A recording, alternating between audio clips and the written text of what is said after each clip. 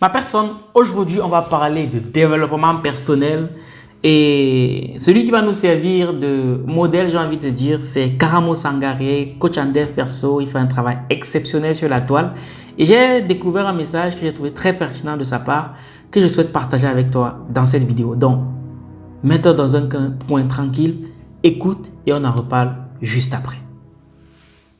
En 2017, quand j'ai eu ma première idée d'entreprise, ce seul truc m'a changé la vie. Mais ça n'a pas été comme ça. C'est-à-dire, quand j'ai trouvé mon idée, j'ai commencé à écrire mon livre que j'allais vendre dans les différentes classes en étant moi-même étudiant. J'en ai parlé à X, Y, Z. C'est-à-dire, quand j'ai eu l'idée la nuit, j'ai pas dormi. Tu sais, ce sentiment que tu as positif parce que tu as trouvé une idée qui bouillait en toi. Moi, j'avais ça. J'ai même pas dormi. J'ai dormi 3 heures. Je me réveille hyper excité. Je vais en parler à X, Y, Z. Et ça me refroidissait à chaque fois. Quand j'en parlais, on disait, non, mais tu sais, les gens ne lisent pas maintenant, les gens n'aiment pas la lecture, trouvent autre chose. Ah non, mais je connais quelqu'un qui avait déjà fait ça, ça n'a pas marché. Ils ont failli tuer mon rêve avant même qu'il ne voie le jour. Mais heureusement, c'est pourquoi on dit, je n'ai pas besoin de quelqu'un qui connaît le jeu. J'ai besoin de quelqu'un qui a joué le jeu.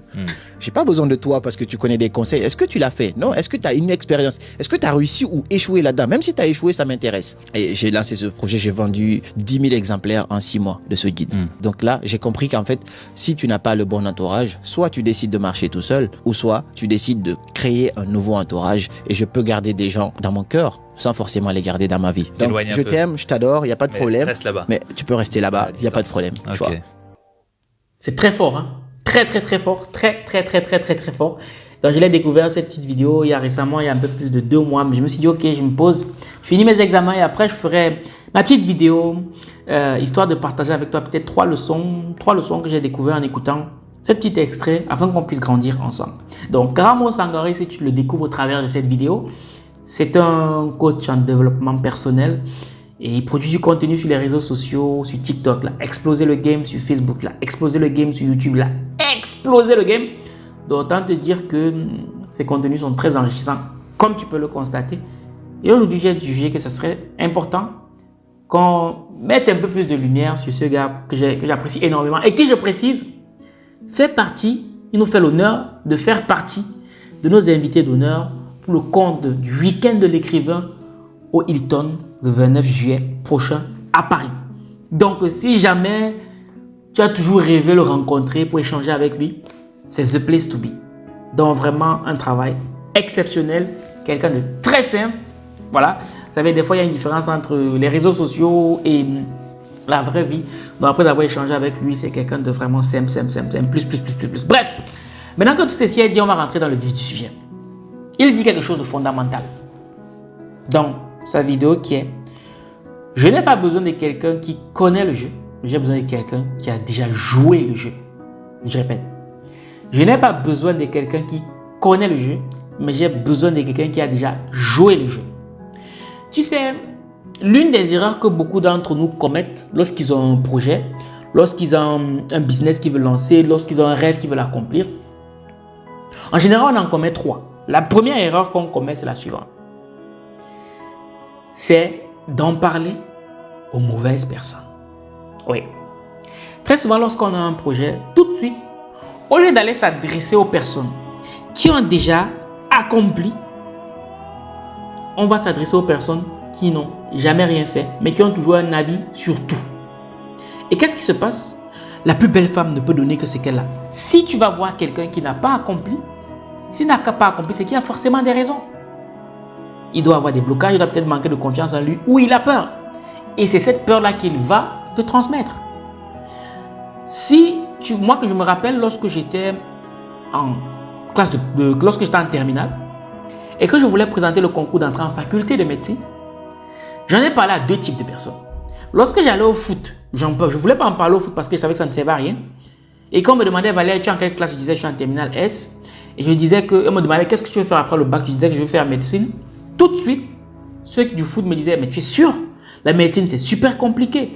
Et puis, ça veut dire que tu n'auras pas de vie, ça va être trop compliqué, franchement. Voilà. Bref, un tas de choses pour me faire comprendre que, en fait, ce n'était pas la meilleure option pour moi. Mais chose curieuse, lorsque j'allais rencontrer des médecins et que je leur disais que je voulais faire médecine, le discours était totalement différent. Puisqu'ils sont médecins, ils me disaient, ouais, ok, d'accord, ouais, c'est cool. Franchement, c'est pas si compliqué que ça. Voici ce que tu dois faire, tu fais ça, ça et ça.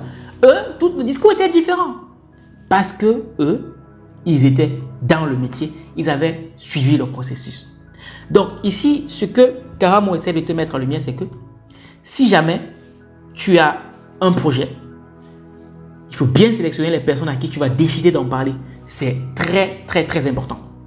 Et si tu décides d'en parler à quelqu'un, il faut t'assurer que tu vas en parler aux personnes qui ont déjà accompli, aux personnes qui sont dans l'action. C'est fondamental. Parce que sinon, tu t'en parleras aux personnes qui vont briser ton rêve, comme il le dit. Comme il le dit. Moi, quand j'ai voulu me lancer dans les trucs d'argent, livre et tout, les premières personnes à qui j'en ai parlé, c'était des proches. Mais sauf que ces proches, elles n'avaient jamais lancé un business. Donc, ce n'étaient pas du tout les personnes appropriées. Donc, tout de suite, j'avais des blocages. Quand j'ai même voulu aller au Cameroun pour un stage, j'en ai parlé à certains membres de la communauté. Ils m'ont dit, mais Valère, tu n'as pas peur? Donc, en fait, c'est leur peur qu'ils essayaient de me transmettre. Et quand je suis arrivé, il n'y avait rien de fou. Je suis arrivé, j'ai fait mon truc, j'ai fait mon stage au Cameroun et puis basta. Je ne sais pas si tu captes un peu ce que je veux dire. La deuxième erreur que beaucoup de gens commettent, ils ne s'en rendent même pas compte, c'est de parler de leur projet très tôt. Je répète, la deuxième erreur que beaucoup de gens commettent, c'est de parler de leur projet très tôt aux mauvaises personnes. Je m'explique. Tu sais, par le passé, lorsqu'on faisait des photos, lorsque les photographes prenaient des photos, ils partaient dans une chambre noire. Et dans cette chambre-là, c'est là-bas qu'ils lavaient la photo dans une chambre noire à l'abri de la lumière. Ensuite, ils la séchaient. Et c'est dès lors que la photo était sèche qu'ils la menaient à la lumière.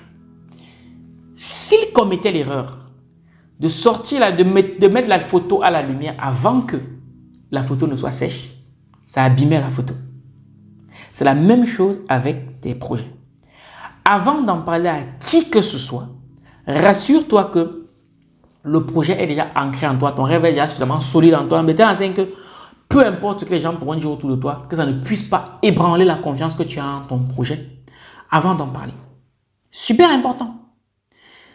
Si, lorsque je me lançais dans Argent Libre, j'avais commencé à en parler tout de suite à des proches qui n'avaient aucune expérience dans le sujet, je suis sûr d'une chose, ils m'auraient découragé. Donc, ce que j'ai fait, c'est que j'ai d'abord nourri ce rêve-là en moi, je l'ai solidifié, je l'ai consolidé. Et lorsque j'ai senti qu'il était suffisamment fort, là, j'ai commencé à en parler. Et lorsque j'en parlais, je n'attendais pas la validation des gens, non. J'en parlais pour me convaincre à moi-même qu'il faut que je le fasse.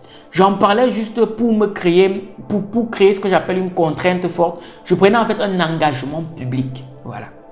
Lorsque j'en parlais, je prenais un engagement public pour me contraindre à lancer mon projet. C'était ça. Je n'attendais pas la validation. Malheureusement, lorsque ton rêve n'est pas encore ancré en toi, lorsque tu ne le vis pas encore en toi, lorsque ce n'est pas encore solide et que tu en parles aux gens, très souvent lorsque tu en parles, c'est parce que tu attends la validation externe. Et lorsque cette validation externe ne vient pas, si en plus tu as le malheur de t'adresser aux mauvaises personnes, tu laisses tomber. Voilà comment des gens se retrouvent 60 ans dans le lit d'hôpital, pleins de regrets. Parce que ils ont parlé de leur projet aux mauvaises personnes, au mauvais moment. Ça, c'est la deuxième erreur.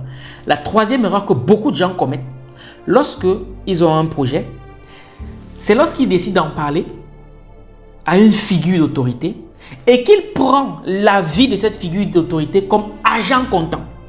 Je répète, lorsque tu as un projet et que tu parles à une figure d'autorité, un mentor, un grand frère, il peut te donner, ce qu'il te donne comme avis, c'est juste son avis. Ce n'est pas lui qui vit le business avec toi. Il a un regard externe, il va te donner un avis à partir des informations qu'il a. Mais ça ne veut pas dire que tu dois forcément prendre ce qu'il dit pour agent comptant. Je m'explique. Un jour, je m'en vais voir un grand frère pour qui j'ai beaucoup de respect. Je lui ai dit, grand frère, voilà le business qu'on a lancé. Toi, quel conseil est-ce que tu peux nous donner de ton regard? Et il me dit, Valère, tel que je vois votre projet, voici ce que vous devez faire. Vous devez faire X, Y, Z. J'ai écouté. J'ai dit merci grand frère. Ensuite, j'ai pris de la distance par rapport à ce qu'il m'a dit. Et si j'avais appliqué son conseil, on serait allé tout droit dans le mur. Parce que je suis désolé, cette fois-là, il était passé totalement à côté. Mais bien sûr, c'était en rapport avec les informations qu'il avait. en rapport avec le regard qu'il avait du business. Ce n'était pas de mauvaise foi.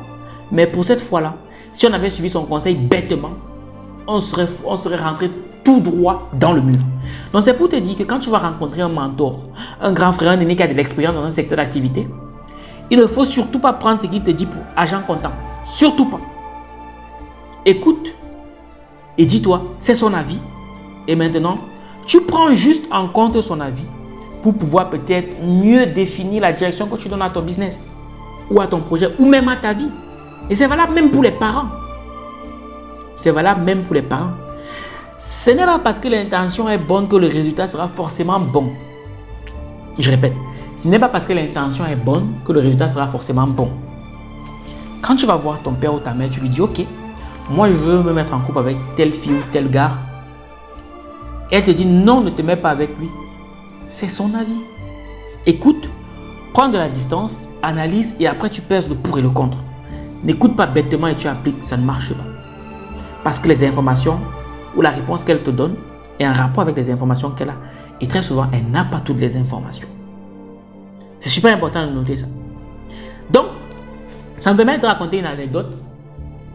C'est un entrepreneur qui va voir l'un de ses mentors pour que ce mentor-là investisse dans son projet. Il avait une expérience de dingue dans ce type de business-là. Il faisait un business de vente d'ordinateurs. Quand il va le voir, son mentor lui dit non, ton business tel que tu veux le lancer ne marchera jamais. Donc je ne peux pas investir là-dedans. Donc le gars, il était allé avec sa famille. Quand il finit l'entretien, il sort et sa famille lui dit alors comment ça s'est passé? Il dit, il m'a dit ça va marcher du tonnerre, mon projet est super bon. Alors que c'était totalement l'inverse. En fait, le gars croyait tellement à son projet qu'il n'a pas écouté ce que son mentor lui a dit. Donc, quand il sort de là, il continue à bosser sur son projet. 3 ans plus tard, à l'instant où j'ai fait cette vidéo, le mec est multimillionnaire et il a vendu sa boîte à Facebook. Il dit quoi? Il est multimilliardaire et il a vendu sa boîte à Facebook. S'il avait écouté son mentor, il n'aurait jamais pu gagner ces 19 milliards de dollars. Est-ce que tu vois un peu le truc? Il a juste pris en compte l'avis de son mentor, mais il n'a pas écouté à la lettre. Donc voilà le petit message que je voulais partager avec toi. Donc 3 leçons, 3 erreurs que beaucoup de gens commettent. 1. C'est de parler de leur projet aux mauvaises personnes.